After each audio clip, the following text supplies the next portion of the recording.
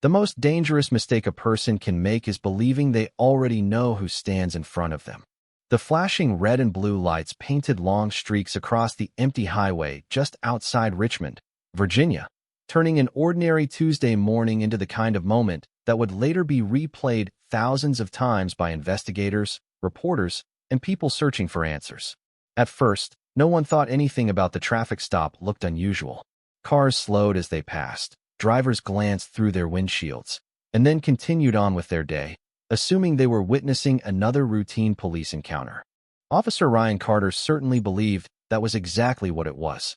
With nearly 12 years on the force, he had convinced himself that experience always spoke louder than patience. Every movement looked suspicious before it looked innocent. Every hesitation felt like defiance before it became an explanation. Standing beside his patrol vehicle, one hand resting near his duty belt, Ryan watched a dark gray SUV come to a complete stop on the shoulder. The driver lowered her window without protest. She kept both hands visible on the steering wheel exactly where any officer would expect them to be. Her breathing remained steady. Her expression was calm. She wore a navy blazer over a simple cream-colored blouse, and nothing about her appearance suggested panic or aggression. Yet Ryan's eyes never softened. They searched for danger because that was what he expected to find. License and registration, he ordered, his voice clipped and impatient. The woman gave a polite nod before answering in an even tone. "Of course, officer. My documents are inside my bag on the passenger seat. I'll reach for them slowly." There was nothing confrontational about her voice. It carried the quiet confidence of someone accustomed to remaining composed under pressure. But confidence can sometimes be mistaken for arrogance by those unwilling to listen. Ryan took one cautious step closer, studying every movement with growing suspicion. The morning air was unusually still. Even the distant traffic seemed quieter than normal, as if the world itself had paused to witness the next few seconds.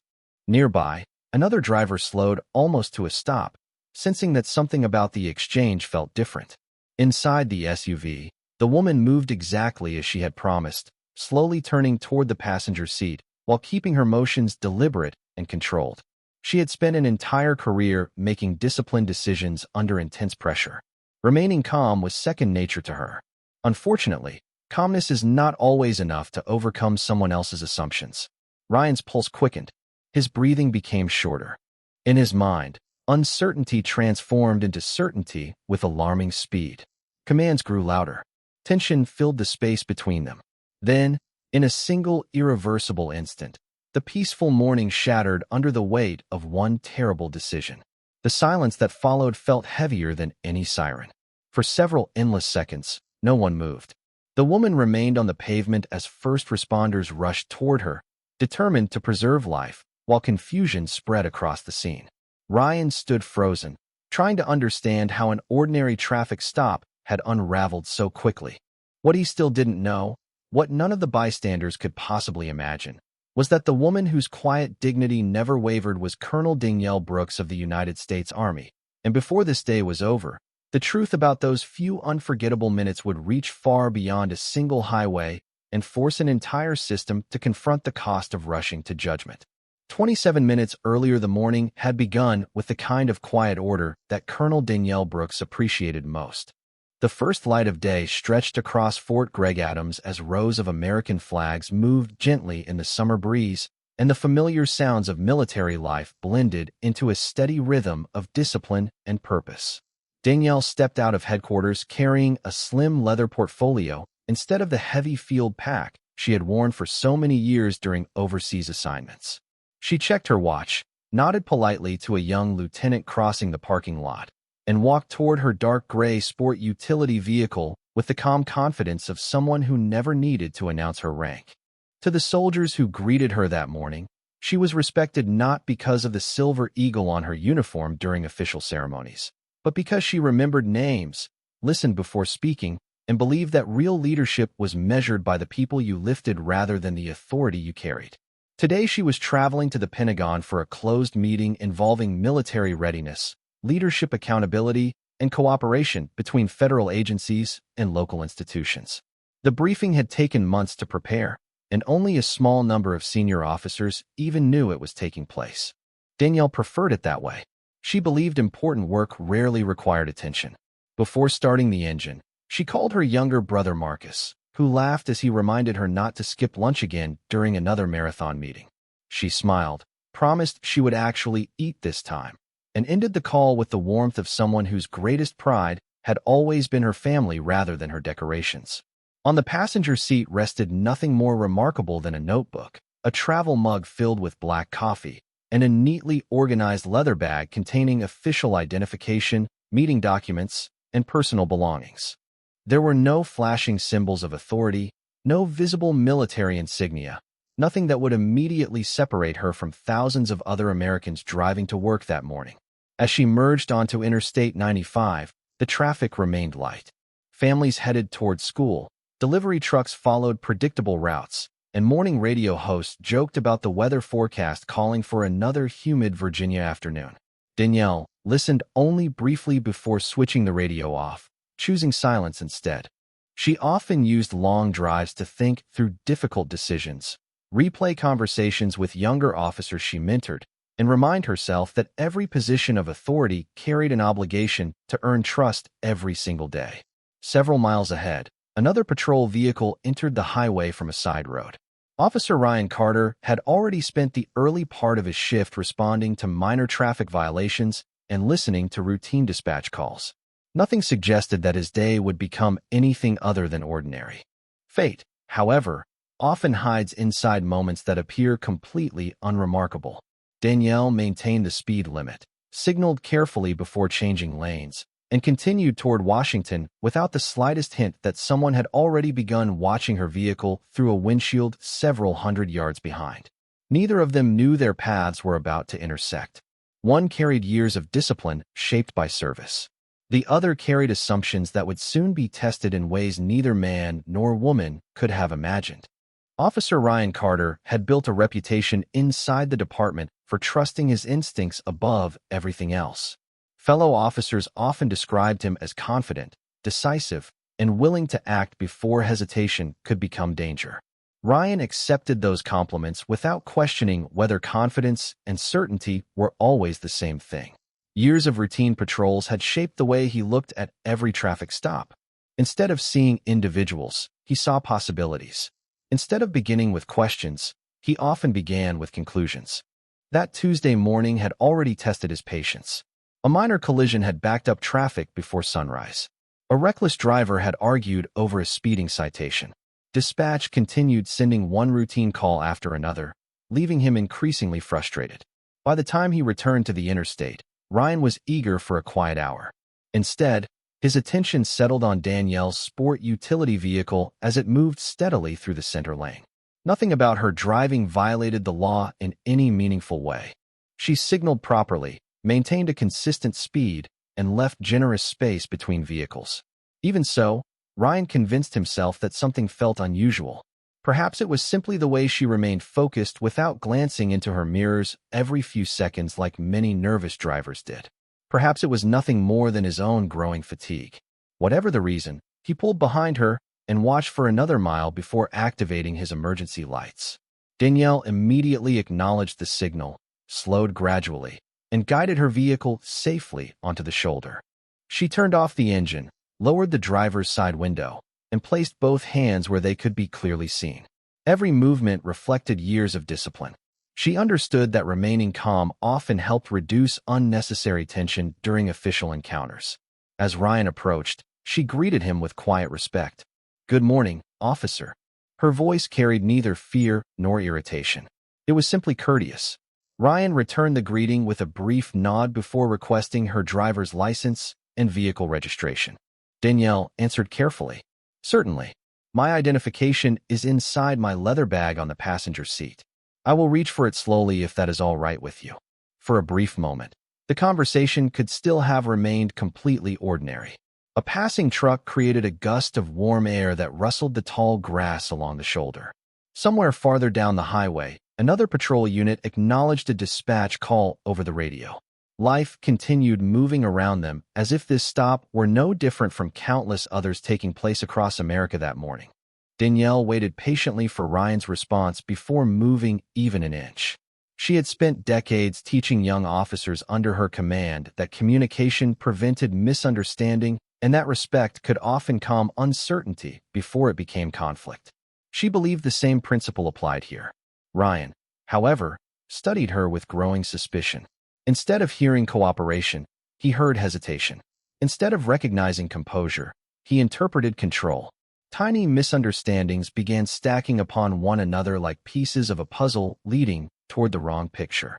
Neither of them realized that the next few minutes would become the subject of official reports, recorded testimony, and difficult conversations that would extend far beyond a single roadside encounter. Edit. Danielle kept her hands exactly where Ryan had asked her to keep them. Her posture relaxed despite the growing tension hanging in the warm Virginia air. She had learned long ago that calm was contagious, but she also knew that fear could spread even faster when two people interpreted the same moment through completely different lenses. She spoke slowly, choosing every word with care. My bag is on the passenger seat. My driver's license is inside the front pocket. I will reach over only after you tell me to. Ryan did not answer immediately. His eyes moved from her hands to the leather bag and back again. Every second of silence seemed to stretch longer than the last. A tractor-trailer rumbled past, shaking the shoulder of the highway and filling the air with a burst of wind that briefly drowned out the distant sound of traffic. Danielle remained perfectly still. She had no desire to argue, no reason to become defensive, and every intention of cooperating. She believed the encounter would end the way thousands of routine traffic stops ended every day across the country, with a warning or perhaps a citation and nothing more. Ryan finally spoke, but the edge in his voice had sharpened. Move slowly. Very slowly. Danielle acknowledged him with a small nod. Yes, officer. She turned her head toward the passenger seat before gradually shifting one hand away from the steering wheel. Her movements were deliberate, measured, and exactly as she had described. Even so, Ryan felt his heartbeat accelerate. His breathing became shallow as uncertainty competed with assumption. Instead of seeing someone carefully following instructions, he convinced himself that he was watching something else unfold. The distance between caution and conclusion became dangerously small. Danielle paused halfway through the movement, noticing the change in his expression. I am only reaching for my identification, she repeated in the same calm voice. Nothing else. Another passing driver slowed slightly, sensing the unusual tension without understanding its cause. A woman inside the passing vehicle glanced toward the shoulder before continuing down the interstate, unaware that those few seconds would soon become part of a much larger story. Ryan issued another command, louder than before. Danielle immediately stopped moving. The first ambulance arrived within minutes, replacing the lonely sounds of the highway with the organized rhythm of trained professionals. Emergency medical personnel moved quickly but calmly, speaking in steady voices as they assessed Danielle and worked to stabilize the situation. She remained conscious, answering each question with remarkable composure despite the confusion surrounding her. Ryan stood several yards away, replaying the previous moments over and over in his mind, searching for an explanation that seemed to slip farther away every time he reached for it. His fellow officers secured the area while dispatch requested additional supervisors to respond. Passing motorists slowed to look before continuing down the interstate, unaware that cameras mounted on nearby vehicles had quietly preserved pieces of what had just unfolded. As one paramedic carefully gathered Danielle's personal belongings from the passenger seat so nothing would be left behind, a dark brown leather credential wallet slipped onto the pavement. It landed partially open beside the vehicle, unnoticed at first by nearly everyone standing nearby. One of the paramedics bent down to retrieve it, assuming it contained nothing more than a driver's license or insurance card. Instead, he paused. His expression changed almost immediately. Inside the wallet rested a military identification card alongside several official access credentials bearing markings that were impossible to mistake. The name read Colonel Danielle Brooks, United States Army. The paramedic looked again, believing he had misunderstood what he was seeing. He quietly handed the wallet to the senior responding supervisor without making any announcement. The supervisor examined the identification, then looked toward Danielle before checking the photograph a second time. His posture straightened. The atmosphere shifted in a way that no siren or command could have created. A brief silence settled across the scene as reality slowly replaced assumption. The supervisor stepped away from the others and spoke softly into his radio, carefully choosing every word. Within moments, the request moving through dispatch no longer sounded routine. Confirmation was needed. Military contacts were being notified. Additional agencies were being advised. Ryan noticed the change immediately. Conversations became quieter. Officers who had spoken confidently only minutes earlier now exchanged uncertain glances. No one raised their voice. No one rushed to conclusions. They simply looked at one another as pieces of a much larger picture began falling into place. Danielle, still calm, noticed the supervisor holding her identification. She gave a slight nod and spoke gently. "There is a meeting package inside the portfolio. Please make sure it reaches the Pentagon if I cannot deliver it myself." Even then, she did not mention her rank with pride or anger. She spoke only out of concern that important work should continue regardless of what had happened. That single sentence left a deeper impression than any display of authority ever could.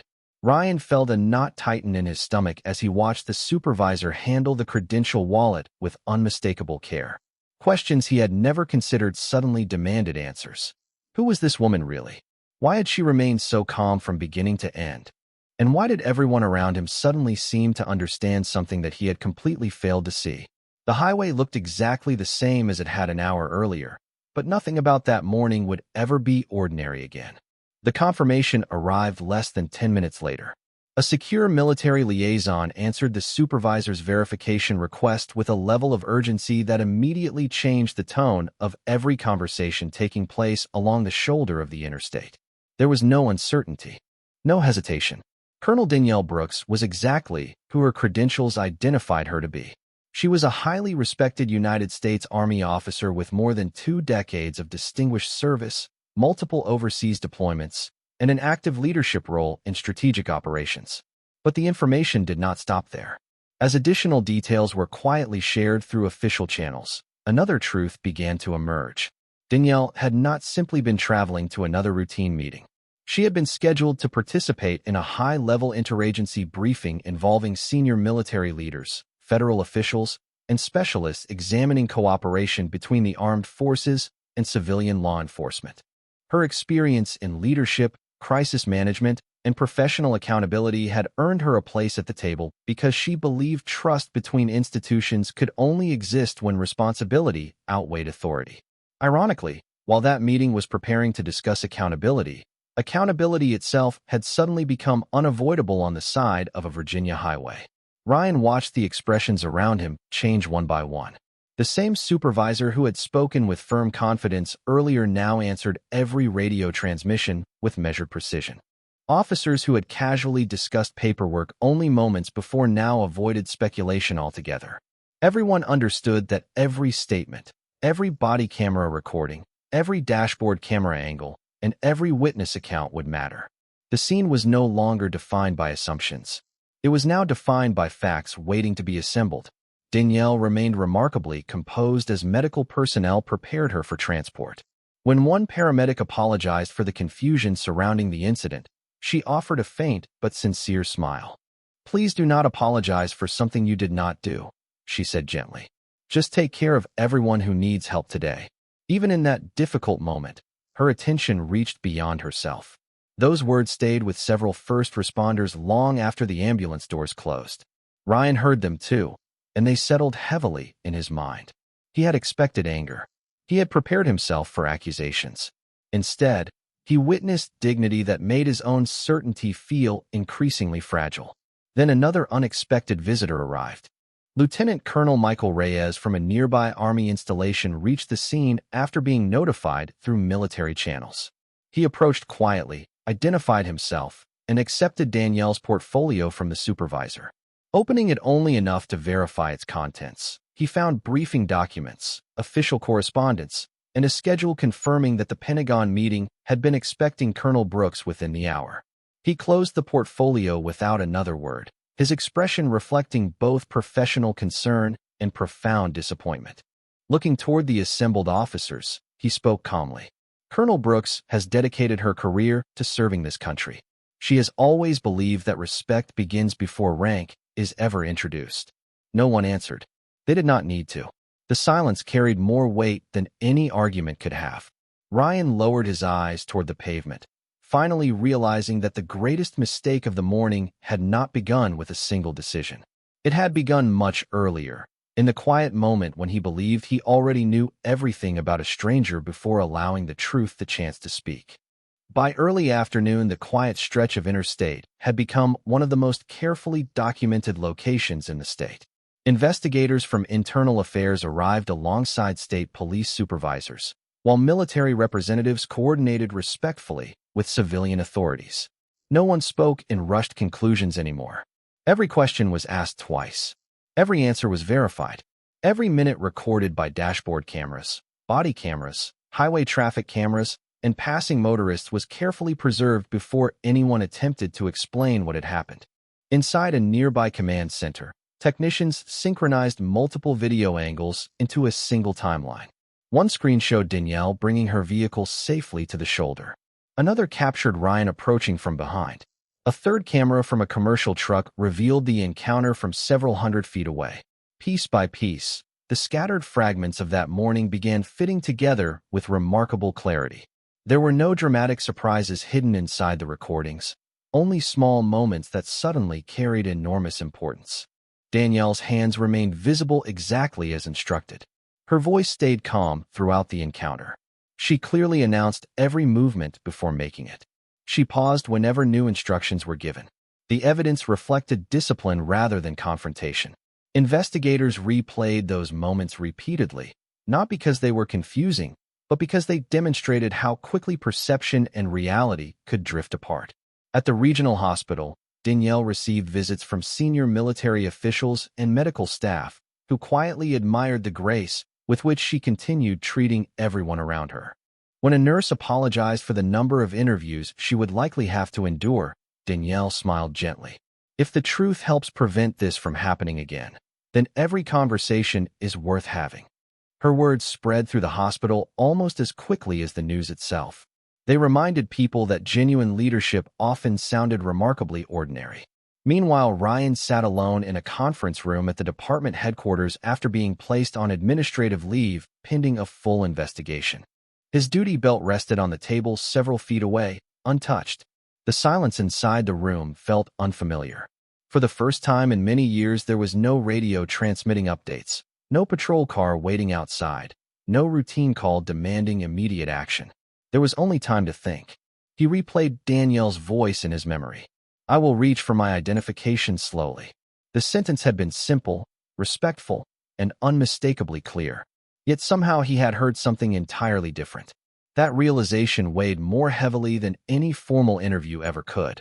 As evening approached, senior officials from the Department of Defense confirmed that the interagency briefing Danielle had been scheduled to attend would move forward on another date.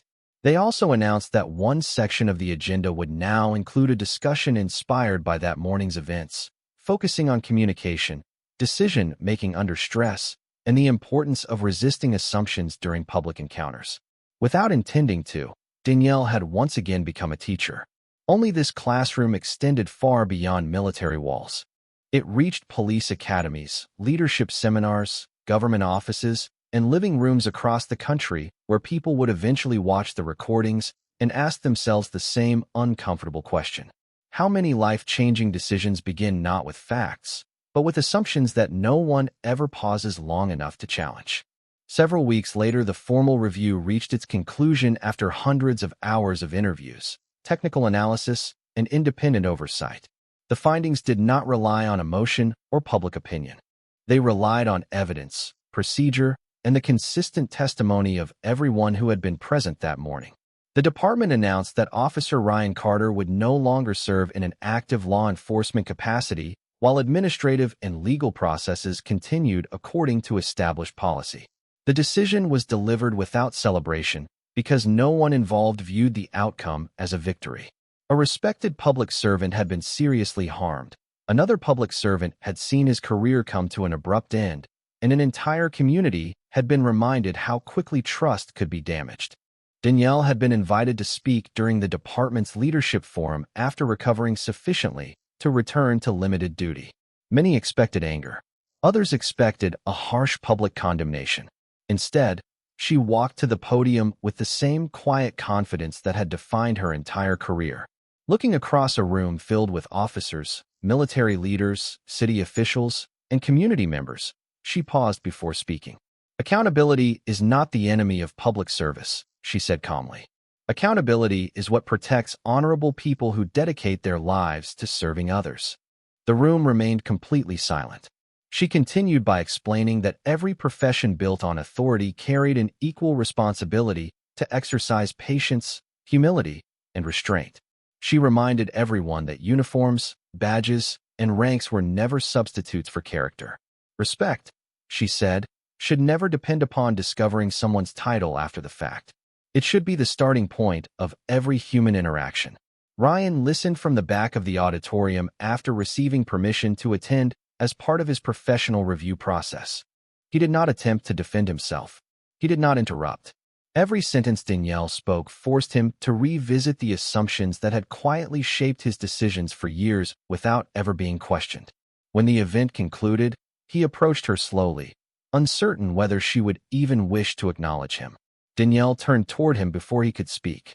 He offered a sincere apology, accepting full responsibility for the choices that had brought them both to that moment. Danielle listened without interruption. After a long pause, she answered with remarkable grace. "Learning from a mistake does not erase its consequences," she said softly. "But refusing to learn guarantees that someone else will pay the same price." Those words stayed with everyone standing nearby. They carried neither revenge nor bitterness. They carried responsibility. In the months that followed, police academies throughout the region incorporated portions of the investigation into new training programs focused on communication, perception, and decision-making under pressure. Military leadership programs also referenced the incident as an example of why calm professionalism remained essential even in the most difficult circumstances. The lasting legacy of that day was never about a headline or a courtroom. It became a lesson shared across institutions, proving that genuine justice is measured not only by how mistakes are addressed, but by whether those mistakes inspire lasting change for the people who come after us. Months later, the stretch of highway where everything changed looked exactly as it always had. Cars traveled past without slowing. Families headed toward vacations. Delivery trucks stayed on schedule. Morning commuters sipped coffee while listening to weather reports, never realizing that the ordinary pavement beneath their tires had once become the setting for a lesson that reached far beyond a single community. Colonel Danielle Brooks eventually returned to active service, not because she wanted recognition, but because she believed the mission had always been larger than herself. She resumed mentoring young officers, speaking to military academies, and participating in leadership conferences where she shared one simple principle. The strongest person in the room is usually the one who never needs to prove it. Those who listened carefully realized she was not speaking only about the military. She was speaking about every profession entrusted with responsibility over another human being. Across Virginia, revised training programs encouraged officers to slow down, communicate clearly, and recognize that professionalism begins long before difficult decisions must be made. New recruits studied the case not as a story of villains and heroes, but as a reminder that assumptions can quietly influence judgment without announcing themselves. Instructors often paused the video recordings at ordinary moments that once seemed insignificant. They asked students what they noticed before revealing what actually happened. Almost every class reached the same conclusion. The greatest errors rarely begin with dramatic actions. They begin with ordinary assumptions left unchallenged. Ryan Carter chose to dedicate his time to speaking privately with new recruits whenever department policy allowed. He never asked for sympathy, and he never attempted to rewrite history. Instead, he described how confidence without reflection can become dangerous, how experience should create humility instead of certainty, and how every encounter deserves patience before judgment. His audience often expected excuses. What they heard instead was accountability. That honesty became the first meaningful step toward ensuring that others would not repeat the same mistakes. One autumn afternoon, nearly a year after the incident, Danielle stood outside the Pentagon following another leadership briefing. A young soldier approached her with quiet hesitation and thanked her for reminding him that strength and kindness could exist together. Danielle smiled warmly before answering. People remember how you make them feel long after they forget your title. The young soldier carried those words with him as he walked away, just as countless others had carried similar lessons into their own careers and communities. Time moved forward, investigations closed, reports were archived, and headlines gradually disappeared from public attention. Yet the true impact of that day remained alive in every officer who paused before making an assumption, every leader who chose humility over pride, and every citizen who remembered that dignity should never depend on status, appearance, or position.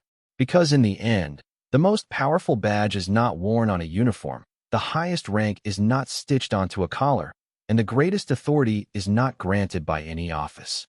It is earned through character, protected by integrity, and revealed by the choices we make when we believe no one important is watching. He believed power came from a badge. She proved that true authority begins with respect, and that is why justice echoes long after the sirens have faded.